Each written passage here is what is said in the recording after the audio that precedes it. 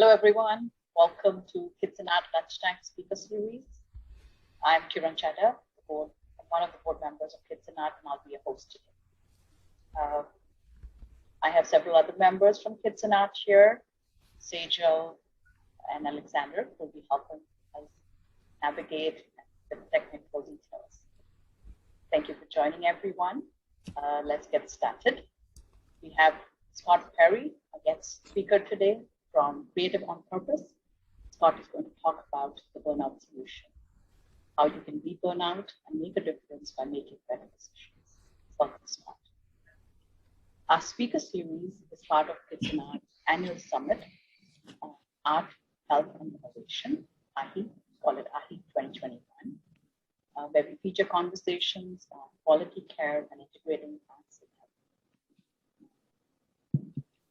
A little bit about Kids Art. Kids Art is a California-based nonprofit started in 2008. We use the power of arts and creativity to mitigate stress, anxiety, and trauma induced in diagnosis and treatment of pediatric cancer and other critical medical conditions. Before COVID, we used to go into the hospitals and work with the kids, but since COVID, all in-person human-to-human interactions have halted and paused. So we pivoted our workshops to online art workshops.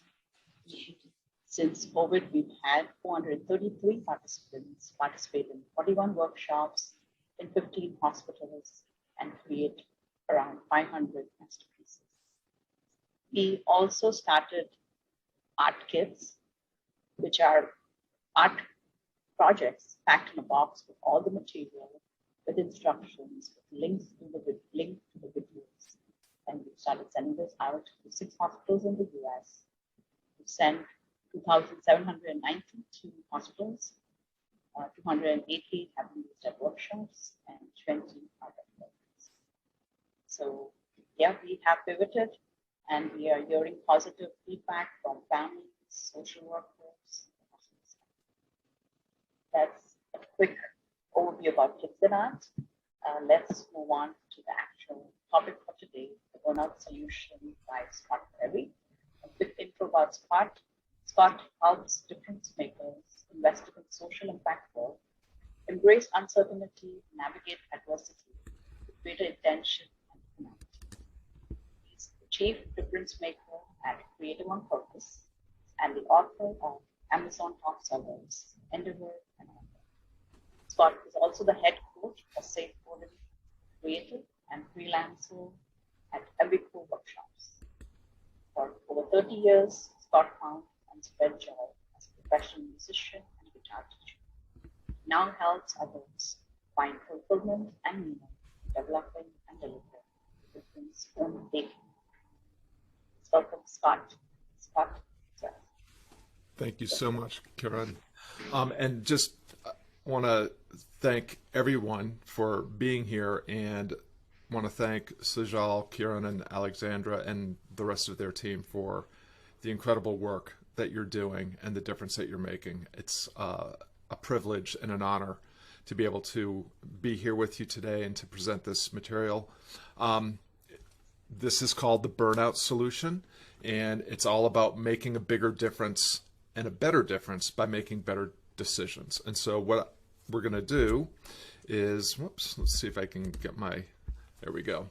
So in this presentation, I'll just introduce myself quickly. Actually, I don't need to introduce myself quickly because Karan just did that very well. But we're here to learn a very simple process for navigating uncertainty and adversity while you're doing the impossible work of making things better by leaning into challenges and doing that work with and for others. It's a process that I think you'll find very easy to weave into the life you're already living. I'm also hopeful that it's a process that you'll find easy to share and teach others. What we're going to do is we're going to go through 3 questions, and then we're going to actually practice doing these in breakout rooms, although if we're going to remain aside this small, we may just do that as a group here. And so the three-step process is about naming the challenge that we're experiencing, defining the possibilities and taking action, and then embracing and remembering what really matters. At the very end of all this, I'll explain a little bit about where this process comes from and how you can continue the journey and how you can continue to lean into this process that I'm going to teach you today. So the proposition of this workshop, the value proposition, as we say in the marketing world, is this is a virtual workshop for difference makers who want to feel more empowered as they face challenges. Our lives and work are filled with uncertainty, misfortune, obstacles, and adversity. This workshop shares a process for cultivating stillness, fortitude, and agency as you navigate the difficulties inherent in a life worth living and work worth doing. One of my favorite words, and a word that I use quite a bit in my work and in my marketing, is equanimity. And the real goal here is to have you lean into the challenges, inevitable challenges of your work, and still experience a level of equanimity and even joy as you do the difficult and challenging work that you're doing. So before we get started, just a couple of things. If you had already achieved equanimity and joy, even as you face the challenges that you face, you probably wouldn't be here. So while you're here, you're going to maybe collide with some ideas that are counterintuitive or perspectives that you hadn't considered before. Just encouraging you to embrace the not knowing and to remain curious and have that sense of childlike wonder.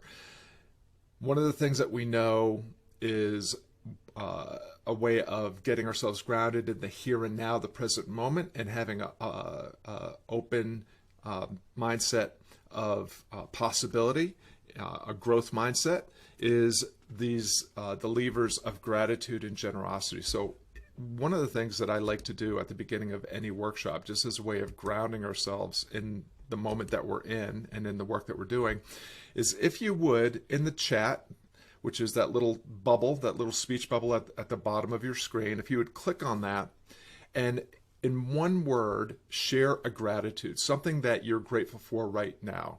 Some everyday convenience, everyday experience, everyday pleasure that you're experiencing right now. If you would share that in the chat, I would love to read what you are sharing. And if one word is difficult, hyphenated words are fine. Karan is enjoying good health. Mara's enjoying her children. I enjoy my children most of the time, although they're not children anymore. Sajala is experiencing working Wi-Fi in the office. Sounds like that's not always a given, so that's great. Alexandra's enjoying her and appreciating her coworkers. This is excellent. Really appreciate that. I don't know about you, Mara, but sometimes my boys have lived what they have heard me say often, which is growing older is required, but growing up is optional. So these are all fantastic. So again, science has shown, there's studies from Harvard and other famous places that indicate that one of the most quickest ways that we can boost our own mood is and to build presence and peace is to express gratitudes. Expressing them out loud or writing them down is a great practice. And so the other is to be of service, to be giving, to be generous with and for the people that you happen to be with. So with that, also going to just encourage you to, again, cultivate the sense of curiosity and wonder while you're here. One of the things that you're going to be asked to do quite frequently as we go through here is to try to let go of your value judgments and your strong emotional attachments. This is really difficult because we are value judgment and emotional machines, and we're emotional creatures.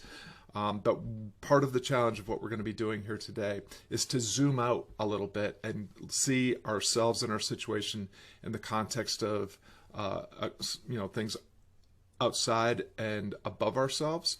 And so just encouraging you to start to wrap your head around the possibility of being able to do that, to recognize that those of you that are engaged in making a difference in the world, you are inevitably going to face challenges, misfortunes, failures, and difficulties.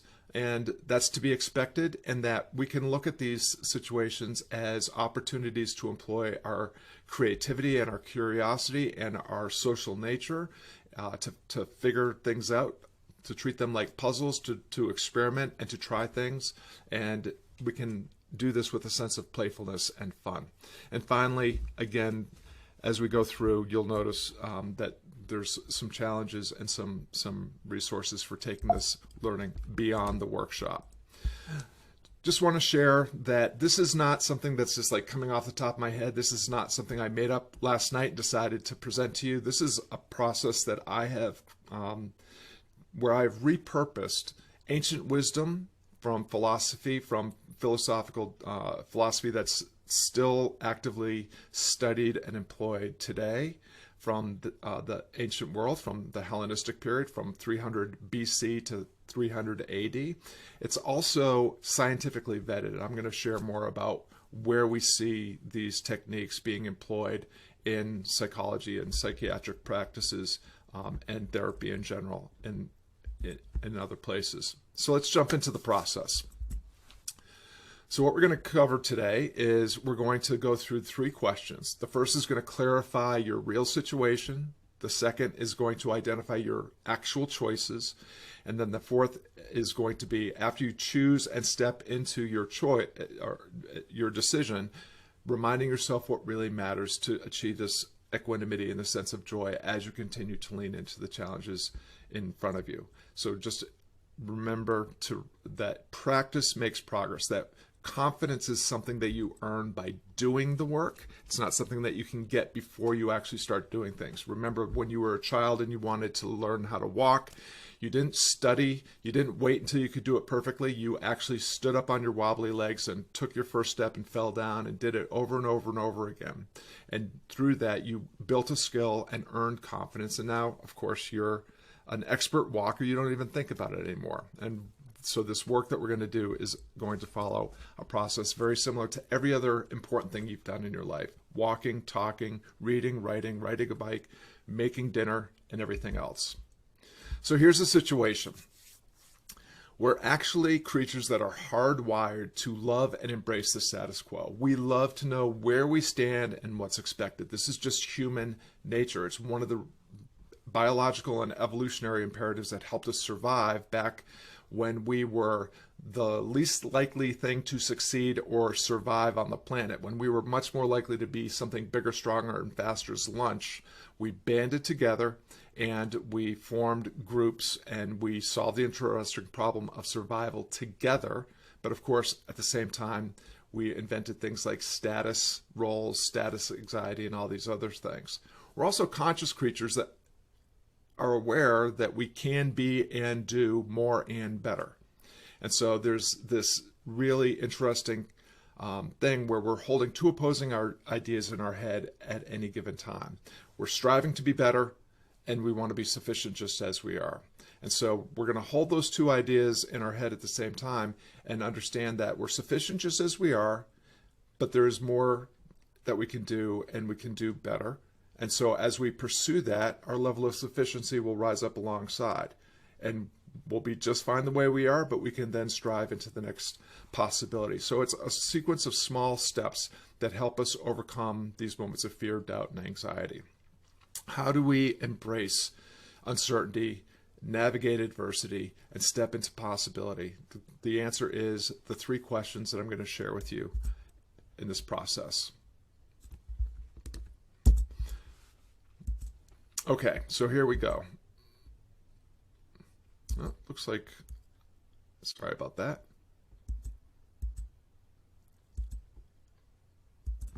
I am stuck in a loop, and I apologize for that. I'm going to stop my share for just a second and see what's going on with my slides. Bear with me for just a second.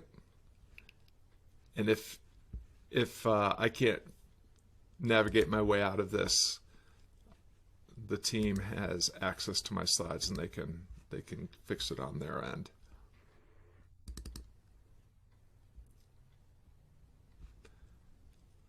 So one of my many nicknames at Akimbo workshops, and it actually came from life in my house, is my my nickname is Technology Man, and if I were honest, it's not because I'm really fantastic with technology. So I apologize that Technology Man has reared his ugly head, but I think we're back. Okay, sorry for that little bit of a delay. Let's get back to sharing my screen. Oops.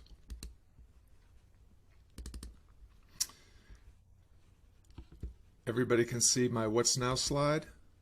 Yes. Apologies for that. So, the first question is we're going to ask the question, what's now? And the object here is that we want to acknowledge and even appreciate the situation that we find ourselves in. Yes, it's challenging. Yes, it's unexpected. Yes, it's unfortunate. Yes, it appears to be difficult. But we want to acknowledge also acknowledge the possibility within this moment that we're experiencing. And so what we're going to do is we're going to articulate whatever it is that we're experiencing in as plain language as possible, without adjectives and adverbs. We're going to avoid value judgments and strong emotional language.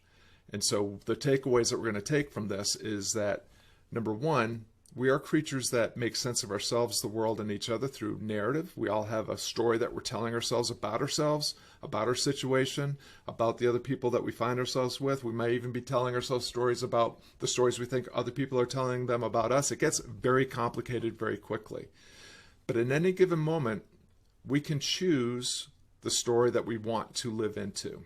And so we have this thing at Creative on Purpose that we say to ourselves, choose your story, choose your future. And it sounds simple because it is simple. The unfortunate thing is that simple is never easy because we love our narratives and we often cling to narratives even when they don't serve our health and well-being in the moment or our dreams and aspirations for the future. The other thing that we're going to start to think about is this idea that emotions and feelings are different things. Emotions are things that come up usually in the moment, and for good reason. If a car is starting to cut you off in traffic, you're going to feel scared. That's to be expected. That's actually a healthy thing because you will maneuver to get out of the situation that you're in.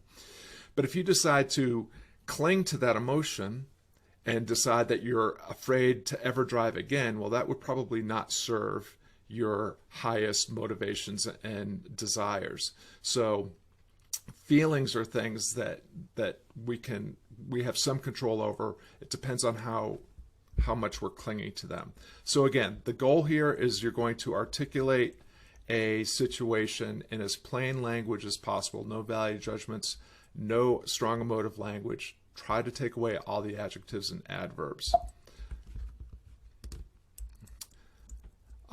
Just to go back here for 1 second, I'm going to give, just to kind of set the table, to give you an example.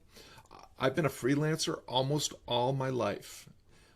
A very common situation I find myself in is I wake up in the morning and I look at my calendar and I see I don't have any gigs today. And if I don't have any gigs, I'm not making any money. If I don't make any money, I'm not going to be able to pay my bills and take care of my responsibilities. If I can't take care of my bills and responsibilities, my mind starts crafting a story around how, my kids are going to hate me, my wife is going to leave me, I'm going to end up losing my house and living in an underpass, I'm going to become an alcoholic, and I'm going to die. And that story happens in just an instant. And so what I need to do is to try to articulate what's going on, what's actually going on, what's really going on, and not have all those attachments to the value judgments and strong emotions. And so if I were to strip away all that extraneous storytelling, the situation is I don't have enough gigs. That's it. I don't have enough gigs. So you're going to practice something kind of similar, and you're going to go into breakout rooms. Couple things about the breakout rooms, and actually we'll just do this right here since I can't see everyone, Kiran, but it looks like we have maybe 6 or 7 people here. Yeah, total of 8. So maybe we'll do this as a chat waterfall, and a couple of people could come off mute and share. So if you're able to be on camera and on mic, that's fantastic. It just helps encourage the human-to-human connection. If you're indisposed and not able to be on camera, absolutely fine. But if you're able to be on mic, at the very least, we would love to have you participate. I always like to talk about setting a brave and safe space. This is, we are all going to lean into the edges of our understanding and ability here. We can't be articulate all the time, and we can't be perfect. So just giving yourself permission to be a little bit vulnerable, to not feel like you have to be right or get it perfect. We're all here to learn and grow together. This is part of the practice. Practice makes progress. It doesn't make perfect, because perfect doesn't exist. And then if you feel compelled to share some feedback, I always like to remind people that we're all here to arrive at our own truth, at least for now, and that we're not here to advise or tell or fix. We're here to be active listeners, and active listening is often just comes down to three things: reflecting what you heard said, asking if there's anything else. So here's what I heard you say. Did I get that right? Is there anything else? That is a really great framework for how you might reflect back in an active listening posture. So what we're going to do is we're going to unpack a situation that we're experiencing now or have experienced recently, or maybe it's even, if you can't think of anything that's recent, you can unpack a situation from the past. Really, really important. As I said, these techniques have been used in therapy. It has helped people overcome trauma and tragedy, but it's not the place to start. You don't go to the gym and start working out with 500-pound, deadlifts. You go to the gym and you get the baby weights, the 5-pounders or the 2.5-pounders, or maybe just the bar, and you start doing some curls and some exercises to build into the shape that you want to get into.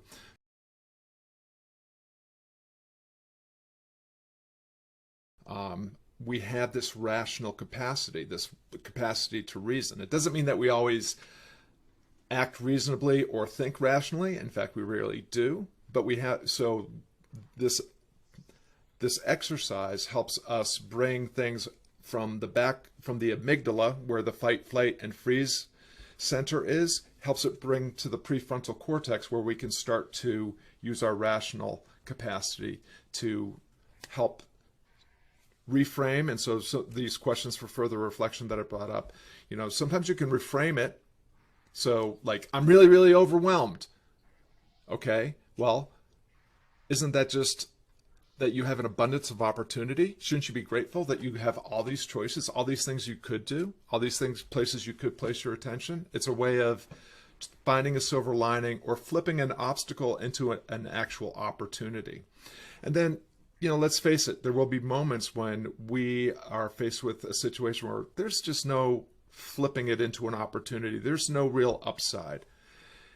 One of the things that has happened for me as I've practiced this over a long period of time is that I start to see even the most difficult situations as opportunities to practice virtues like patience and humility and acceptance, and opportunities to become stronger, more resilient.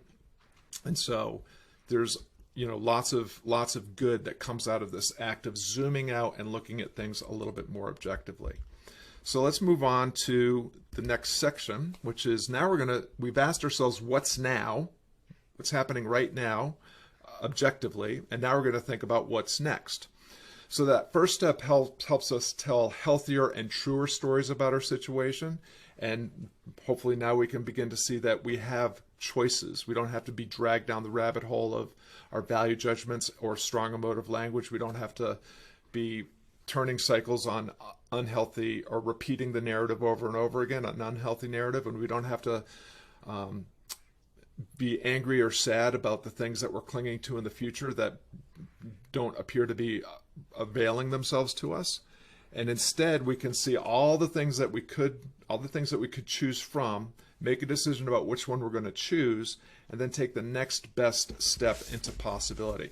So just a couple things about here. So what we're going to be asking ourselves to do is to see all the choices and then make a decision as to which one we're going to choose. And of course, we all want to choose the best one. The problem is there is no best one, because decisions are not outcomes. If the pandemic has taught us anything, it has taught us that that there's no such thing as certainty. Every day does not end up looking just like the one that we had. We may wish that it would, but we cannot control. Final question is, now we're going to talk about what matters. So we revealed that we possess everything that we need to deal with the situation that we're in, everything that we need to flourish in any situation or circumstance. We framed what's going on now and what we can do, and decided what we will do next. And now we're going to talk about, well, what matters? What am I going to take from this exercise? So the goal is, we want to maintain our equanimity, we want to find a purpose, and we want to build our character through this process, and so what I'm saying in reminding ourselves what really matters is basically, really, what matters is not what actually ends up happening. It's the way that we approach and engage with the situation. It's the process, it's the journey, it's not the outcome. You know, if it were something, if we were addressing something where the outcome was certain, we probably didn't pick anything that was really worth pursuing in the first place. So it's always about, I like to say, if you're approaching the situation that you're in with intention and integrity and your best effort, that's its own reward, because you will learn something. You will learn to practice acceptance. You will learn to practice patience. You'll just get practice being a decisive person, a person that makes decisions, a person that has the courage to take an action. That is actually reward enough, because guess what? Once you have framed your situation objectively, looked at your choices, and decided which step you're going to take, you're in a brand new situation. You get to do it all over again. And if you continue to work through this process and refine your approach and build this skill and practice it, you will, over time, notice that you are getting better, making better decisions, getting better results, and learning and growing along the way. So, moving a little bit ahead, just because we're starting to come up into the home stretch here, and I realize I want to be respectful of time. So this, whoops, oh, it looks like we're going to be in the loop again. Yep, of course we are. Hold on. Okay, so the breakout for this section is thinking about the aspiration or vision. Like, what's the big picture? What are we really aiming for here? And are there routines and relationships that we can craft and cultivate that will help support and encourage us to continue to lean into the difficult work in front of us, and to do so with a little bit more intention and integrity, a little bit more purpose, a little bit more passion, and to experience a little bit more stillness, equanimity, and joy as we do that. So just going to go ahead and ask for any reflections about, like, who do you have routines habits that you practice to try to set meaningful goals and pursue them? Do you have relationships that you rely on for keeping you accountable, speaking truth to your BS when necessary, or just supporting and encouraging you and loving you when you are doing the difficult work of trying to advance yourself and trying to realize a little bit of your potential and deliver a little bit more on your promise? And open this. All of these things are fleshed out in a little bit more detail.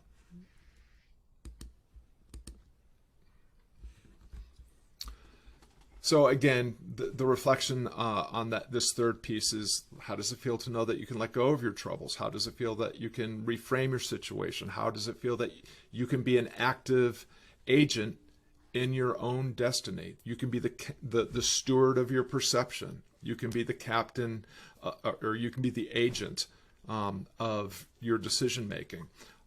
You can let go of unhealthy attachments to the past, and you can let go of unhelpful or unhealthy desired outcomes, and you can be here and now and just do the best you can to try to step into a better possibility. So at Creative on Purpose, we have this thing called Live Your Legacy, which came out of my last handbook. And this whole process is actually a very distilled version of what I wrote about in Onward.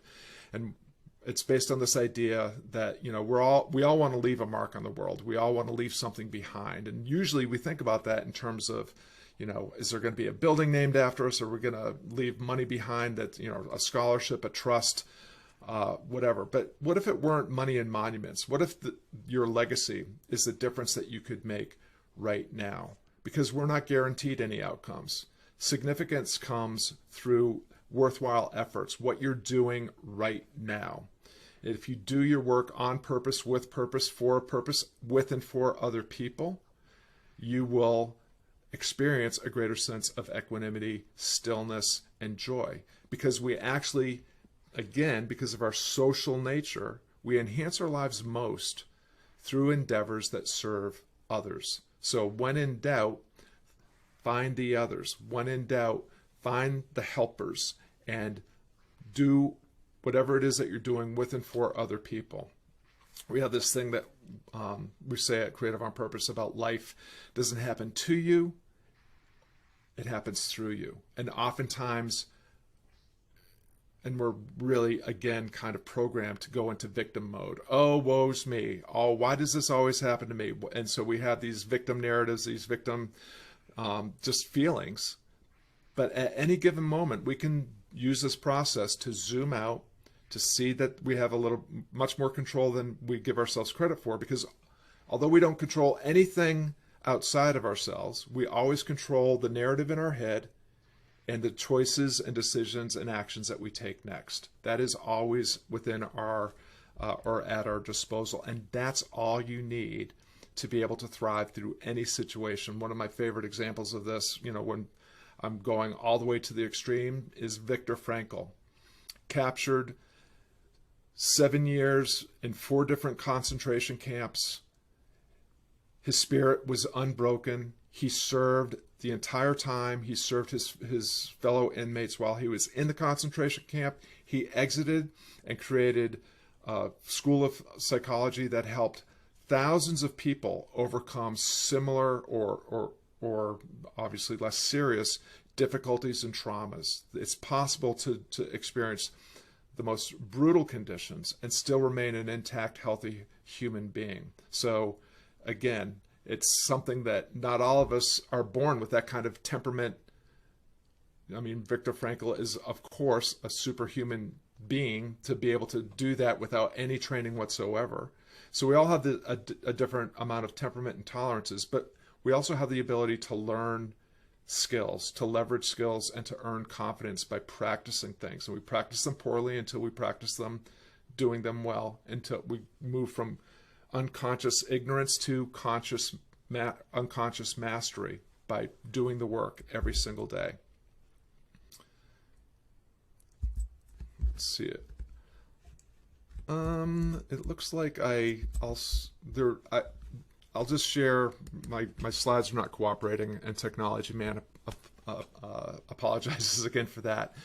What I want to share is, and it's in your your workbook, is that this is everything that I just shared. These 3 questions, which is what's now, what's next, what's it for, are repurposed principles from Stoic philosophy and ancient Hellenistic philosophy that is still getting a lot of play in the modern world. There's a modern Stoicism movement. They actually have a meeting where thousands of people that study this philosophy get together and talk about the principles and practices.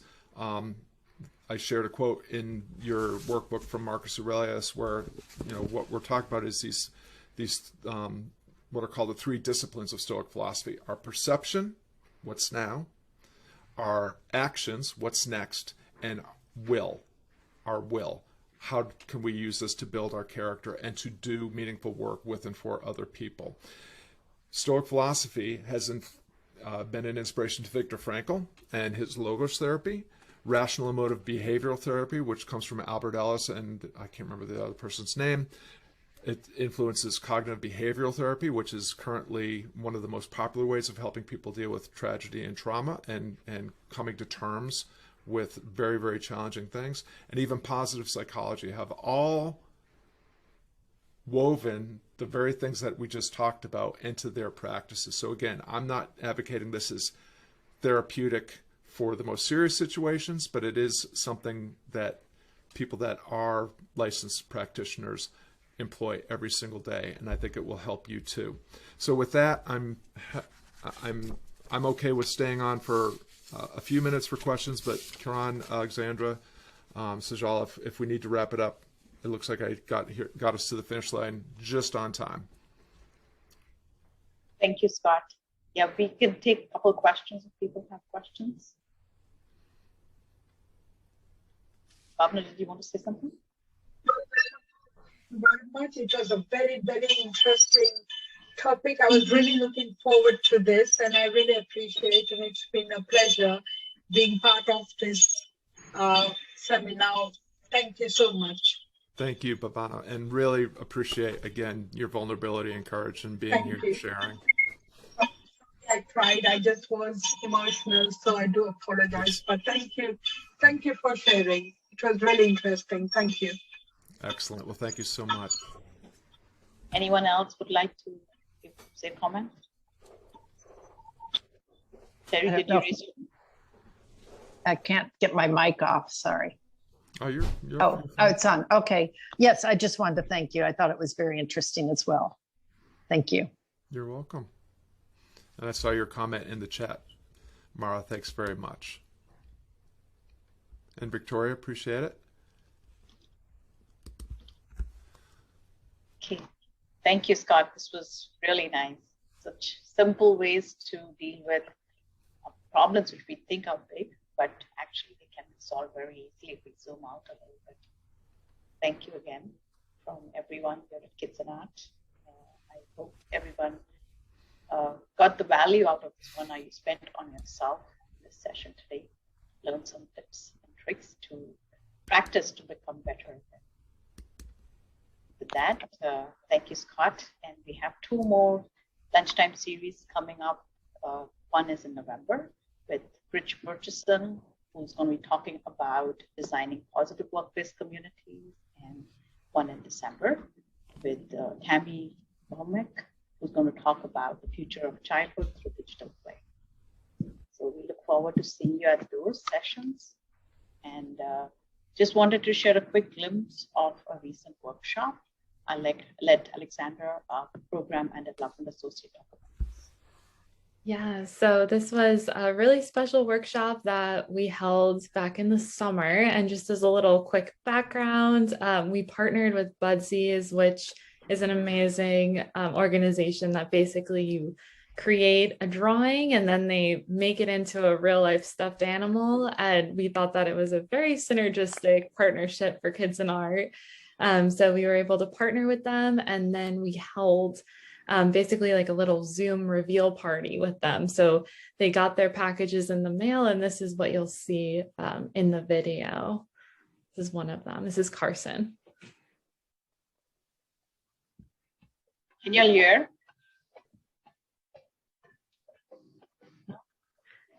Okay. But you'll get the idea. Can you hear me? Can you hear the audio?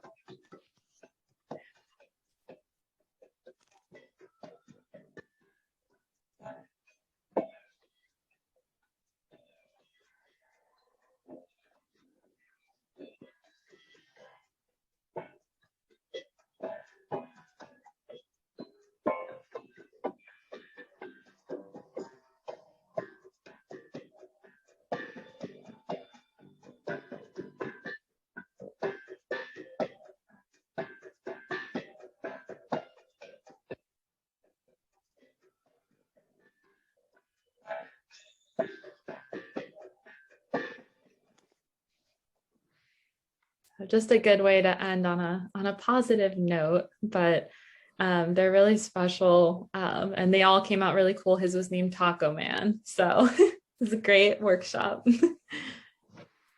Thank you, Alexander. So yeah, these are the special kind of workshops we do with our kids. So if you like it, please recommend Kids in Art to families affected by pediatric cancer. Follow us on social media. If you'd like to volunteer, donate, please visit our website. Thank you everyone for joining again, and we'll see you in November. Hopefully we'll see you in November, and special thanks to Scott. Scott, thank you. Thanks very much, everyone. Have a great day. Thank you, Scott.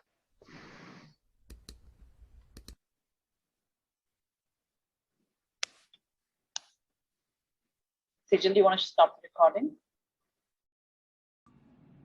Hi, I'm Katie Everett, board member at Kids in Art Foundation. Please consider donating. Your contributions help support pediatric cancer patients like my son James, who was diagnosed with acute lymphoblastic leukemia when he was only 5 years old and found much solace and escape through Kids in Art activities and projects. Thank you for supporting Kids in Art Foundation.